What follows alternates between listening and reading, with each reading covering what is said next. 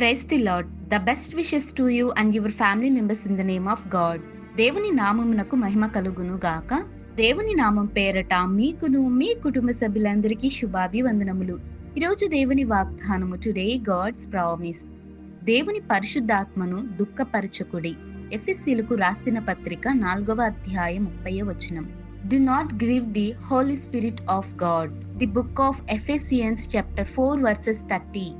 ప్రభు నందు ప్రియమైన సహోదరి సహోదరులారా, మన తండ్రి అయిన ప్రభువైన యేసుక్రీస్తు మనతో పరిశుద్ధాత్మను గూర్చి మనతో మాట్లాడుతూ ఉన్నాడండి. ఈ లోకంలో చాలా మంది క్రైస్తవ విశ్వాసులు ఇన్ని సంవత్సరములు దేవుని యందు విశ్వాసిగా ఉండినా కూడా కృపావరములు నాకు అనుగ్రహింపబడలేదని బాధపడుతూ ఉంటారు. అయితే నీవు శ్రమలలో సైతం ప్రేమను పంచుతున్నావా? శ్రమలలో ఆనందాన్ని పొందుకుంటున్నావా? శ్రమలలో నిరీక్షణ విశ్వాసం కోల్పోకుండా ఉంటున్నావా? అయితే నీలో ఆత్మఫలములు నిండుగా ఉన్నాయని పరిశుద్ధాత్ముడు నీలో కొలువై ఉన్నాడని అర్థము. మనము దేవునికి విరుద్ధంగా తప్పు జరిగినప్పుడు, తెలియక తప్పు చేసినప్పుడు ఆ తప్పును బట్టి మనలోనే మనము బాధపడుతూ ఉంటాము. కారణం, ఆ తప్పును బట్టి మనలోని పరిశుద్ధాత్ముడు దుఃఖిస్తూ మనలను ప్రేరేపిస్తాడు. కాబట్టి మనము దేవుని ఆలయమై ఉన్నాము. దేవుని యొక్క పరిశుద్ధ ఆత్మ మనలో ఉంది అని మనం ఎరగాలి. దేవుని పరిశుద్ధాత్మను దుఃఖపరచకుండా సంతోషపెట్టే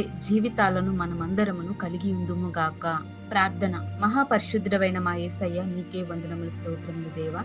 ప్రభువా, ఈ రోజు ఈ ఉదయకాల సమయంలో మాతో చక్కటి వాగ్దానం దయచేశారు. ప్రభువా, మా క్రియల చేత పరిశుద్ధాత్మని మేము దుఃఖపరిచి ఉన్నాము దేవా. దయచేసి మమ్మలను క్షమించండి. మేము మారు మనసు కలిగి పరిశుద్ధ ఆత్మను సంతోషపెట్టే వారముగా మేమందరమును జీవిస్తాము దేవా. దయచేసి మాకు సహాయం దయచేయండి. అట్టిని పరిశుద్ధ ఆత్మను మా అందరి జీవితాలలోనూ కుమ్మరించమని యేసు నామమున ప్రార్థిస్తున్నాను తండ్రి. ఆమేన్.